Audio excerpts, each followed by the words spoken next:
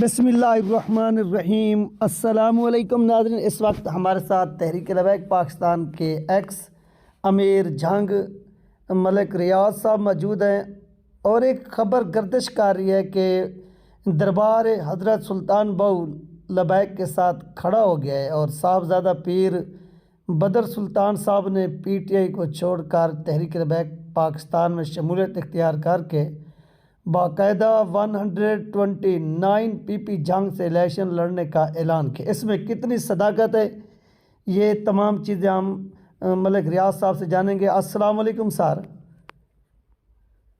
वालेकुम सलाम व रहमतुल्लाहि व बरकातहू। बहुत बहुत शुक्रिया सर, आपने कीमती टाइम दिया। नहीं सर, कोई ऐसी बात नहीं। आप ने जो भी बात पूछी हम हाजिर हैं। तो वक्त हमारा इतना कीमती भी नहीं है अल्लाह और रसूल के, क्योंकि हम जुटे हुए हैं इस निज़ाम से, कोशिश कर रहे हैं कि ये निज़ाम आए। तो इस निज़ाम के लिए तो वक्त की कोई हैसियत ही नहीं। हमारी जान भी, हमारा माल भी हाजिर है। जो जो जहाँ तक हमसे हो सकता है हम कर रहे हैं जी। सही हो गया। तो रियाज साहब, आप ये कन्फर्म करके बताएं कि जंग के अंदर ये जो खबर सामने आई है साहबज़ादा पीर बदर सुल्तान साहब के हवाले से कि वो PTI को छोड़कर तहरीक लबैक में शामिल हो गए और PP 129 से इलेक्शन लड़ रहे हैं, इसमें कितनी सदाकत है? और ये सोशल मीडिया पर ख़बर तूफ़ान की तरह जो है ना वो इस वक्त फैल रही है। बिस्मिल्लाहिर्रहमानिर्रहीम।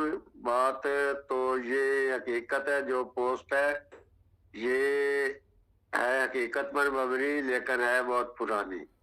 कब किया है, यानी ये कब किया है जिसको अब जो है ना वो वायरल किया जा रहा है? हाँ नहीं, जब पहले जो है ना इलेक्शन का ऐलान हुआ था ना, इस दफा नहीं तो इससे पहले, और फिर इलेक्शन जो है पोस्टपोन हो गए थे, उस वक्त इनके साथ मेरा राब्ता मुकम्मल था। वहाँ का जो मलिक बशीर अमान साहब, हमारे PP 129 के एक्स अमीर के बशीर अमान साहब, उनके साथ, और एक गुलाम मेहदी साहब है, बहुत बहुत मेहनती लड़का है, और बारवी साहब है, एक हमारे बरकतुल्लाह बारवी साहब, उनकी कोशिशों से इनके साथ इनका जो मुआहदा तय पाया था कि वो तहरीक PTI को छोड़कर तहरीक लबैक में शामिल भी हुए थे, और उन्होंने उस इलेक्शन में दरखास्त भी गुजारी थी। सही है। जब ये पंजाब असेंबली तहलील हुई थी और इलेक्शन का वावेला मचा था, उस वक्त जो है ना, तो उस वक्त ये हमारे साथ, और इनका बशीर अमान साहब और गुलाम मेहदी साहब से ये, और दीगर जो हमारे कायदकार हैं, उनसे ये मुआहदा तय पाया था कि मैं PTI को छोड़कर इधर दरखास्त दे रहा हूँ, तो इस सिलसिले में आप मुकम्मल तौर पर मेरे साथ माली तावन भी करेंगे और दूसरा तावन भी करेंगे। ठीक हो गया। तो उन्होंने कहा जी ठीक है, समझौता हो गया इनका, और ये बात तय हो गई। उसके बाद फिर अब जो हमारे उधर अमीर बने हुए हैं, जो मेरे बाद में इन्होंने बनाए हैं, पहले तो उस वक्त फैसला ही नहीं हुआ था, तो अब है वहां पर बने हुए हैं जो मुजफ्फर शाह साहब हैं, वो अमीर हैं। उनकी कोई हैसियत नहीं है, कोई उनकी बात सुनता नहीं है। उन्होंने मुआहदे की खिलाफ वर्जी की, और जब उन्होंने दरखास्त दे ली तो वो मुआहदे से मुनहरफ हो गए। उन्होंने कहा हम तो इनकी सपोर्ट नहीं करेंगे, तो इसलिए फिर इस दफा वो हमारे साथ नहीं आए।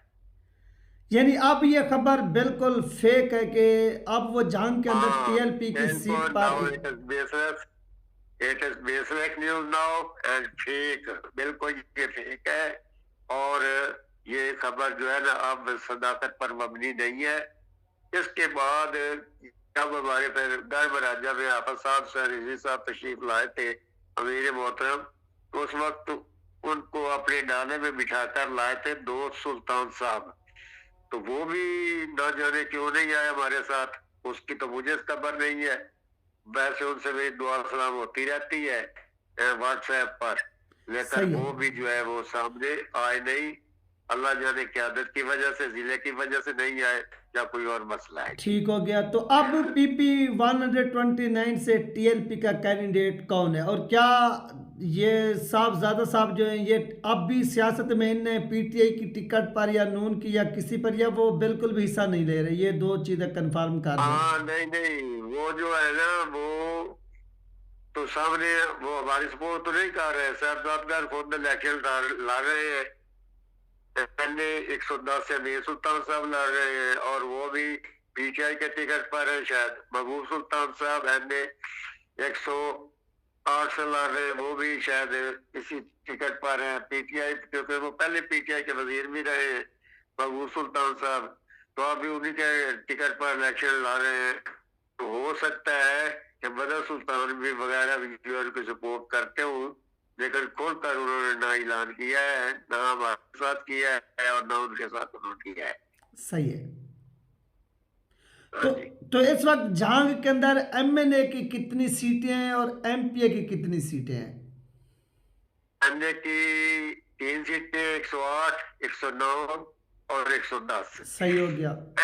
और एमपीए की है 7 सीटें, ठीक है। 125 से लेकर 131 तक। 125 से 125 में टीएलपी का जो है कैंडिडेट वो सर डूडी साहब है। मैंने तो पहली बार उनका नाम सुना है। ठीक हो गया। और एमए के लिए जो कैंडिडेट है वो हाफिज रमजान गल्लू साहब है नहीं नहीं, 108 में। आप वो तरतीब बार बताए ना कि जो 3 एनए के हल्के हैं उनमें टीएलपी के कौन कौन से कैंडिडेट हैं? मैं बता रहा हूँ ना, वही बता रहा हूँ आपको। पहले 108 आता है। ठीक हो गया। 108 में हाफिज रमजान गल्लू साहब है इलेक्शन, उनका बेसिक जो है हल्का वो 110 है। ठीक है। वो 110 हल्के के रिहायशी है, और वहां से ही वो उनका उनका वोट है, और वहां ही उनकी रिहायश है। ठीक और हो वो गया। 2018 के इलेक्शन में भी वही से टीएलपी के टिकट पर इलेक्शन लड़े थे। सही हो गया। लेकिन एक दफा उनको जिलाई क्यादत ने इग्नोर किया, उसको पूछा तक नहीं है, तो इसलिए फिर सीट 108 में कोई खड़ा नहीं हो रहा था। तो फिर उनसे उन्होंने रब्ता किया, फिर उन्होंने मुझसे मशवरा किया, क्योंकि वो मेरे साथ नायब अमीर भी रहे हैं, नाज़िम आला भी रहे हैं, नाज़िम खिदमत भी रहे हैं जिले बाडी में। तो फिर मैंने कहा यार ये हमारी तरीक का मसला है, तो आप खड़े हो जाए अल्लाह का नाम लेकर। तो वो 108 में वो खड़े हैं। सही है। और 109 में जो है वो जानता हमारा मरकजी जो है एमए है, और पीपी भी 127 जो है वो हमारी जो है वो मरकजी है, हेडक्वार्टर है, जिलाई हेडक्वार्टर। तो वहां पर हमारे खड़े हैं एमए के 109 में वो है जमाती साहब, नासर जमाती साहब। और सही वो हो अभी गया। पहली दफा मैंने उनका नाम सुना है, वो आए सामने। पहले तो वो जमात के साथ उकरियत भी उनकी नहीं थी। तो मुझे, मैंने बात की थी अपने मरकजी अमीर से, हाफिज साहब से, रिजवी साहब से। तो उन्होंने मुझे कहा था कि आप कागजात जमा करवाएं 109 से। लेकिन फिर मैंने जिले की क्यादत की वजह से ये कागजात जमा नहीं करवाए कि कल को ये इल्जाम देंगे कि हम सीट जीत रहे थे, लेकिन बाबा रियाज ने कागज जमा करवा के खड़ी होकर सीट हरवा दी है। मैं अपने माथे पर ये कलेक्ट का टीका लगवाना नहीं चाहता था, इसलिए मैंने वहां कागजात जमा नहीं करवाए। अगर उससे खिलाफ वर्जी भी हुई है अमीर साहब के हुक्म की, लेकिन मैंने, क्योंकि कहा मैंने था, रिक्वेस्ट भी मैंने की थी, तो फिर उन्होंने तो हुक्म दिया। अब रमजान साहब के लिए कहा था कि 110 में कागज जमा करवाए, और मुझे कहा था 109 में जमा करवाए। लेकिन हमने यही जो है ना, कोई यानी कि कोई हम पर इल्जाम ना आए, हमने कागज जमा नहीं करवाए। सही हो गया। तो फिर पीपीज में तो ये हो गया 109। 110 में 110 ये हमारा हल्का है अन्य का, और पीपी हमारी 128 जिसमें मैं रहता हूँ, जिसमें आफत रमजान रहता था। सही है। उसमें हमारे बंगू साहब खड़े हुए हैं एनए के टिकट पर। उनको वजीर बंगू की काबिज से वो आए हैं, बंगू कौम से हैं वो, उनके वोट वगैरह हैं, अल्लाह करे कि बेहतर रिजल्ट है। तो पहली दफा ही हमारी तो उनसे पहले ही तारफ होगा हमारे साथ। अभी तो मेरे मुशावरा मुलाकात नहीं हुई, और कुछ तस्वीरें उनकी पोस्टेज देखी है, कि हमें तो ना कभी जिले ने ना मशवरे में पूछा है ना बताया, क्योंकि ये तो इनका अपना है ना ज़र्फ। हम तो तरीके के साथ खड़े हैं, जो हमारा जहाँ तक हमारा बात चलता है हम काम कर रहे हैं। लेकिन ये तो इनको इनको ये खौफ होता है कि हो सकता है कल को फिर यार साहब जो है ना फिर अब ये न मान जाए, ठीक है नहीं बढ़ाते कि मरकज में वो जाएंगे तो ये हो गया, ये इनको अपना वहम सताता है, वरना ऐसी तो कोई बात नहीं है।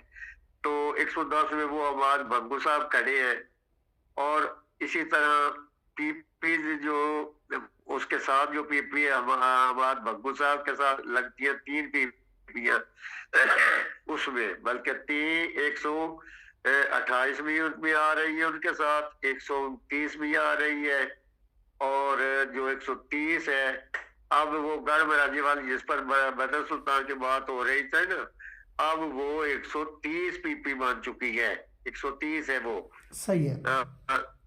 हाँ जी, पहले वो 129 थी जब पहले इलेक्शन होने जा रहे थे, तो अब वो 130 मान चुकी है। उसको भी आबाद भंगू साहब लगती है, तो ये सिलसिला है। और उनके साथ हाफिज रिजवान शाह साहब खड़े हैं 129 में, और 130 में खड़े हैं रमजान शेख साहब है।